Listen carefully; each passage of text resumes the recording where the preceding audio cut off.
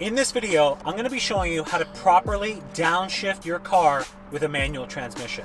All right, so we're in the 2008 Audi R8. If you haven't seen my previous video on how to properly drive a manual transmission car, make sure you check that out. I'll link it in the card above and it'll be part of the playlist. But the next step we want to learn is how to downshift.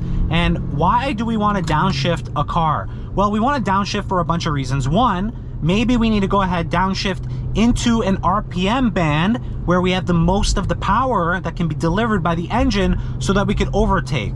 Or maybe when you're on the track, you want to downshift to get into the proper gear so you can accelerate out of a turn faster.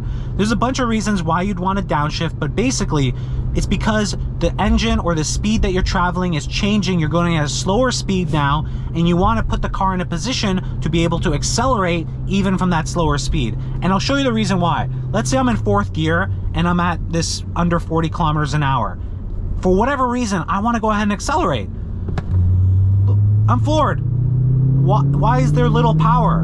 I'm in a V8, a 4.2 liter V8, and I barely got any power. And that's because my engine's power band is at about 3,500 RPM, but look, I'm only at 1,500 RPM. So the engine doesn't make power at these low RPM levels. So again, I floor it, nothing happens. Well, something happens, but something very small happens.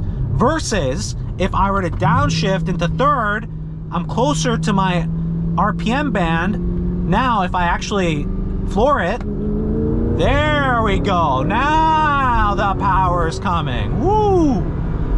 So we want to downshift for that. So I'm going to show you how to properly heel and toe downshift your gears. So one of the first things that's very important that you'll want to do is, number one, you've been driving your car, I hope, for a while, and you're familiar with the clutch catch point, where the clutch catches. You're familiar with the gearing, and you're familiar with what speed and what RPM your engine has when you're in specific gears. So I'm going to show you how this is done and what you should be thinking about when you're downshifting. So let's go ahead. We're at the stop sign here. I'm going to come to a stop.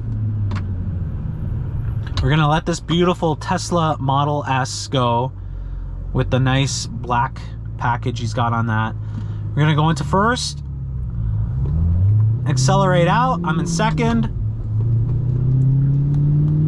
I'm in third, and now I'm in third, but I want to go ahead and I want to downshift into second. So what I'm going to do is I'm going to clutch in, and with the manual transmission, again, you have the 3 pedals. Clutch in. With your right foot, you're going to brake, and you're going to twist your foot over so that you're basically the balls of your feet are on the brake, and then you're going to twist the heel of your foot to the accelerator, to the gas, and you're going to blip the throttle. So I'm going to show you how that's actually going to be done. So again, first gear, get out of here, go into second, go into third.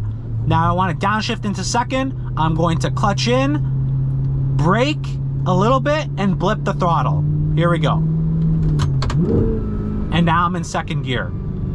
Do you notice that the RPM band bumped about 800 RPM? And every car is going to be a little bit different, but what you have to do is basically hit that gas. You're going to just jab the gas a bit to make sure that when you go down to that lower gear, that the RPM band matches what that gear should be at for that speed that you're going. So that's very important. Most of the time from the cars that I've driven, it's between 700 to 1,000 RPM per gear that you're going down when you're downshifting. So always remember that. Every car is going to be, again, a little bit different, and you should obviously manage for that. But let's go back into, let's say now, so now I'm in third. I'm going to go into second now. So I'm going to, again, clutch in, blip the throttle, disengage into second.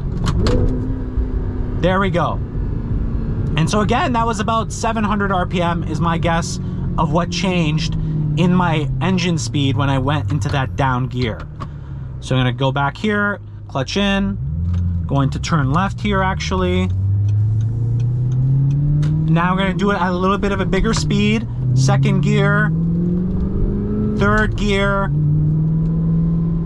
Okay, so I'm going to downshift again to second. So clutch in, I'm going to blip the throttle about 1,000 RPM, so maybe up to 3,100 RPM, and then disengage the clutch. Perfect. That was a great second gear downshift. I thought it was going to be 3,100 RPM, but it was more like 3,200 RPM or 3,300 RPM. Look, and the reality is, downshifting, when you get that done right, there's no better feeling. And I know there's a lot of new cars out there with the automatic downshift technology, and that's all cool and everything. But let me tell you, when you can downshift this puppy yourself, and you're going in and you're driving this car the way it's meant to be driven, fourth gear, downshift to third, there's nothing more exhilarating than doing it yourself and just being able to control your car. The fact that you can go ahead, put this car into any gear properly at the right RPM, I don't know if there's anything more satisfying than that. You know what? I lied. There is something more satisfying than that. It's actually taking that and doing it at the track. So if you haven't seen those videos where I took this 2008 Audi R8, chased some Camaros, Porsche GT4s, a whole bunch of wicked cars, make sure you subscribe. Make sure you check out those videos.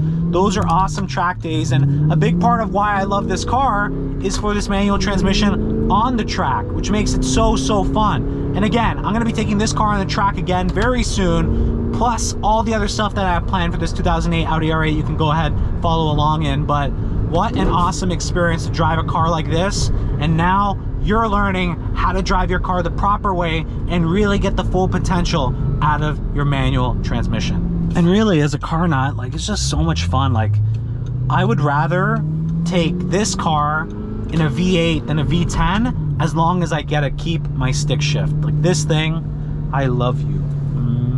So I hope you guys enjoyed this video. Make sure you like it and make sure you subscribe to the channel. I'll have more of these videos to come. In my next video, I'm going to give you tips on how to drive a manual transmission car at the track.